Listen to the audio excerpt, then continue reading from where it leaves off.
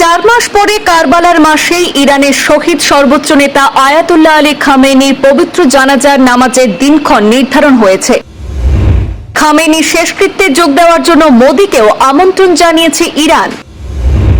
আগামী 4 জুলাই সর্বোচ্চ নেতা খামেনির শেষকৃত্যের ধর্মীয় প্রক্রিয়া শুরু করা হবে। আয়াতুল্লাহ আলী খামেনিকে আগামী 9 জুলাই পূর্ণ রাষ্ট্রীয় মর্যাদায় তার পৈতৃক শহর তথা ইরানের পবিত্র মাশহাদে সমাহিত করা হবে। ইরানের president Masoud Pezeshkian Ayatollah Ali খামেনির শেষকৃত্য পর্বে হাজির থাকার জন্য প্রধানমন্ত্রী মোদিকে অনুরোধ জানিয়েছেন। মৃত্যুর 4 মাস পরে নিহত সর্বোচ্চ নেতা আয়াতুল্লাহ আলী খামেনির শেষকৃত্য রাষ্ট্রীয় মর্যাদায় করতে চলেছে ইরান। আর সেই অনুষ্ঠানে উপস্থিত থাকার জন্য প্রধানমন্ত্রী নরেন্দ্র মোদিকে তেহরানে আমন্ত্রণ জানিয়েছে বলে সরকারি সূত্রে খবর পাওয়া গেছে। আগামী 4 জুলাই নিহত সর্বোচ্চ নেতার শেষকৃত্যের ধর্মীয় প্রক্রিয়া শুরু করা হবে। আয়াতুল্লাহ আলী খামেনিকে সমাহিত করা হবে আগামী 9 জুলাই তার নিজের শহর মাশহাদে।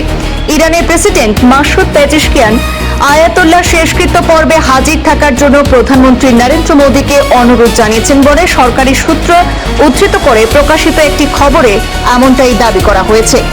প্রসঙ্গত, গত 28 ফেব্রুয়ারি ইরানের বিরুদ্ধে অপারেশন এপিক ফিউরি শুরু করেছিল পেন্টাগন, আর সেই দিনে নিহত হয়েছিলেন আয়াতুল্লাহ আলী খামেনি।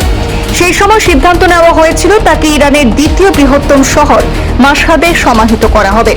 সেই হামলায় ইরানের বেশ কয়েকজন উচ্চপদস্থ সেনা আধিকারিকও নিহত হন। তাদের রাষ্ট্রীয় মর্যাদায় সমাহিত করা হলেও 3 দশক ধরে ইরানের ক্ষমতায় থাকা আয়াতুল্লাহ আলী খামেনিকে সমাহিত করা হয়নি। আয়াতুল্লাহ আলী খামেনির শেষকৃত্যে এই বিলম্ব ঘিরে নানা প্রশ্ন উঠেছিল। যুদ্ধ পরিস্থিতিতে তার পুত্র মুজতবা আলী খামেনিকে সর্বোচ্চ নেতা হিসাবে বেছে নেওয়া হয়েছিল, কিন্তু তিনিও মার্কিন হামলায় গুরুতর জখম হন। খামেনির দেহ কোথায়, কি অবস্থায় রয়েছে সে বিষয়েও কোনো তথ্য এখনো পর্যন্ত প্রকাশ্যে আসেনি। এখনো জনসমক্ষে আসেননি মুজতবা আলী খামেনিও। ইরানের এক সংবাদ মাধ্যমে জানানো হয়েছে, নতুন সর্বোচ্চ নেতার নিরাপত্তা সংক্রান্ত উদ্বেগ এবং ক্ষমতা হস্তান্তর পরবর্তী রাজনৈতিক পরিস্থিতির জন্যই খামেনির জানাজায় বিলম্বের প্রধান কারণ। শেষ পর্যন্ত বিশ্ব মুসলিমদের জন্য শোকের মাস অর্থাৎ কারবালার মাসকেই প্রিয় নেতার জানাজার জন্য বেছে নিয়েছে ইরান সরকার। ইরান সহ মধ্যপ্রাচ্যের নানা প্রান্ত থেকে 2 কোটিরও বেশি মানুষের অংশগ্রহণের প্রত্যাশা নিয়ে প্রস্তুতি শুরু হয়েছে।